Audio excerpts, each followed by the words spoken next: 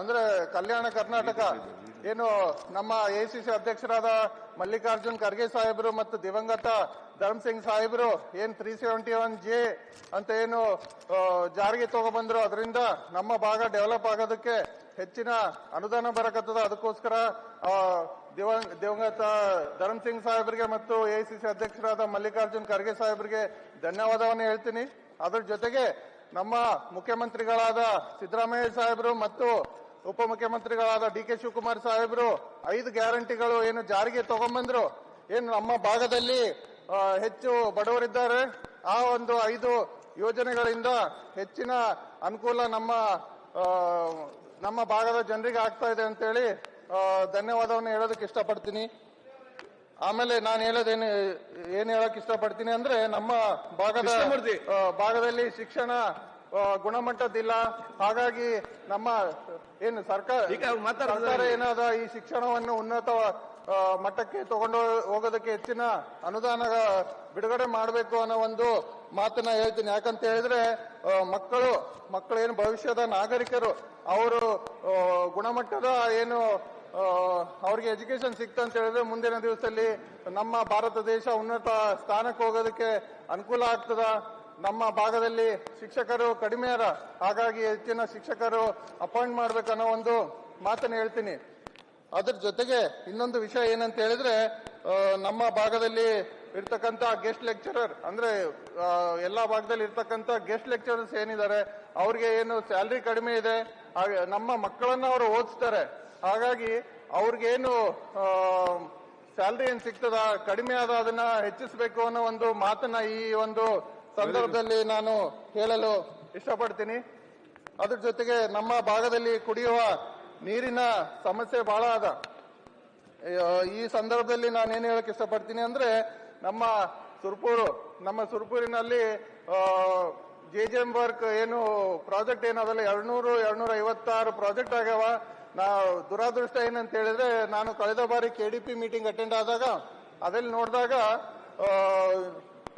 ಅವ್ರು ಕೊಟ್ಟಂತ ದಾಖಲೆಗೆ ಆಮೇಲೆ ಅಲ್ಲಿ ಚಾಲ್ತಿ ಇದ್ದಂತ ಅಂದ್ರೆ ಎಷ್ಟೋ JJM ವರ್ಕ್ ಅಲ್ಲಿ ನೀರಿನ ಸೋರ್ಸೇ ಇಲ್ಲ, ಅವ್ರು ಸುಮ್ಮನೆ ಕಂಪ್ಲೀಟ್ ಆಗಿದೆ ಅಂತ ಹೇಳ್ತಾ ಇದ್ದಾರೆ. ಮಾನ್ಯ ಸಚಿವರಲ್ಲಿ ನಾನು ವಿನಂತಿ ಮಾಡ್ಕೊಳ್ತೀನಿ, ಈ ಒಂದು JJM ವರ್ಕ್ ಬಗ್ಗೆ ಒಂದು ಬೆಳಕು ಹರಿಸಬೇಕು ಅನ್ನೋ ಒಂದು ಮಾತನ್ನ ಹೇಳ್ತೀನಿ. ಓಕೆ. ಅದ್ರ ಜೊತೆಗೆ ಇನ್ನೊಂದು ಹೆಚ್ಚಿನ ಬೆಳಕು ಚೆಲ್ಲಂತ ವಿಷಯ ಏನಂದ್ರೆ, ಫಾರೆಸ್ಟ್ ನಮ್ಮ ಕಲ್ಯಾಣ ಕರ್ನಾಟಕ ಭಾಗದಲ್ಲಿ ಹೆಚ್ಚಿನ ಊರುಗಳಾಗಿರುವ ನಮ್ಮ ಸುರಪೂರು, ಶಾಪೂರು, ಯಾದಗಿರಿ, ದೇವದುರ್ಗ, ಲಿಂಗಸೂರು ಈ ತರ ಎಲ್ಲ ಸುತ್ತಮುತ್ತಲಿನ ಗ್ರಾಮದಲ್ಲಿ ಊರುಗಳಲ್ಲಿ ತಾಲೂಕಿನಲ್ಲಿ ಫಾರೆಸ್ಟ್ ಕಡಿಮೆ ಇದೆ. ದುಬೈ ಅಂತ ಜಾಗದಲ್ಲಿ, ಡೆಸರ್ಟ್ ಇರೋಂತ ಜಾಗದಲ್ಲಿ ಗಿಡಗಳು ಬೆಳೆಸ್ಬಿಟ್ಟು ಅಲ್ಲಿ ಏನು ಒಳ್ಳೆ ಕ್ಲೈಮೇಟ್ ಅನ್ನ ಮಾಡಕ್ ಆಗ್ತದೆ ಅಂತ ಹೇಳಿದ್ರೆ ನಮ್ಮ ಭಾಗದಲ್ಲಿ ಮಾಡಕ್ ಆಗಲ್ಲ ಅಂತಲ್ಲ. ಹಾಗಾಗಿ ನಾನೇನ್ ಹೇಳೋದಂತ ಹೇಳಿದ್ರೆ, ಅಲ್ಲಿನ ಅಧಿಕಾರಿಗಳು ಏನ್ ಮಾಡ್ತಾರೆ ಅಂತ ಹೇಳಿದ್ರೆ ಗಿಡವನ್ನ ನೆಡ್ತಕ್ಕಂತ ಕೆಲಸ ಮಾಡ್ತಾರೆ, ಆದ್ರೆ ಬೆಳೆಸಕ್ಕಂತ ಕೆಲಸ ಮಾಡಲ್ಲ. ನನಗೇನ್ ಅನ್ಸ್ತದೆ ಅಂದ್ರೆ, ಫಾರೆಸ್ಟ್ ಡೆವಲಪ್ ಆದ್ರೆ ಕ್ಲೈಮೇಟ್ ಇಂಪ್ರೂವ್ ಆಗ್ತದೆ, ಅದ್ರ ಜೊತೆ ನೀರಿನ ಸಮಸ್ಯೆನೂ ಏನು ಗಿಡಗಳು ಬೆಳೆಸ್ದಂಗೆ ಮಳೆನೂ ಚೆನ್ನಾಗಾಗ್ತದೆ, ಹಾಗಾಗಿ ರೈತರಿಗೆ ಅನುಕೂಲ ಆಗ್ತದೆ. ಒಂದು ಮಾತನ್ನ ಹೇಳ್ತೀನಿ ಸರ್. ಇನ್ನೊಂದು 2 ನಿಮಿಷ ಸರ್.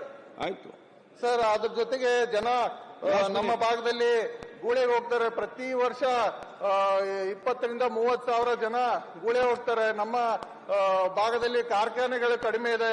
ಹಾಗಾಗಿ ನಾನು ಸರ್ಕಾರದಲ್ಲಿ ಮನವಿ ಮಾಡ್ಕೊಳ್ತೀನಿ, ಏನಂತ ಹೇಳಿದ್ರೆ ಕಾರ್ಖಾನೆಗಳು ಹೆಚ್ಚು ಮಾಡ್ಬೇಕನ್ನೋ ಒಂದು ಮಾತನ್ನ ಈ ಸಂದರ್ಭದಲ್ಲಿ ನಾನು ಹೇಳೋದು ಇಷ್ಟಪಡ್ತೀನಿ. ಇದನ್ನ ಮಾತಾಡ್ತಾ ನನಗೆ ಮಾತಾಡೋದಕ್ಕೋಸ್ಕರ ಅವಕಾಶ ಮಾಡಿಕೊಟ್ಟಿದ್ದಕ್ಕೆ ತಮ್ಮಲ್ಲಿ ಸಭಾಧ್ಯಕ್ಷರಲ್ಲಿ ಧನ್ಯವಾದವನ್ನು ಹೇಳ್ತಾ ನಾನು ಮಾತನ್ನು ಮುಗಿಸ್ತೀನಿ.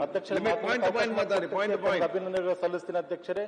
ಇವತ್ತು ಕಲ್ಯಾಣ ಕರ್ನಾಟಕ ಭಾಗದಲ್ಲಿ ಅಧ್ಯಕ್ಷರೇ, ಇವತ್ತು 2 ಮತಕ್ಷೇತ್ರ 2 ತಾಲೂಕು ಹೊಸ ತಾಲೂಕುಗಳಾಗಿದೆ ಅಧ್ಯಕ್ಷರೇ, ಮತ್ತು ಕಮಲಾಪುರ ಮತ್ತು ಶಾಬಾದ್ ಅಂತಕ್ಕಂಥದ್ದು.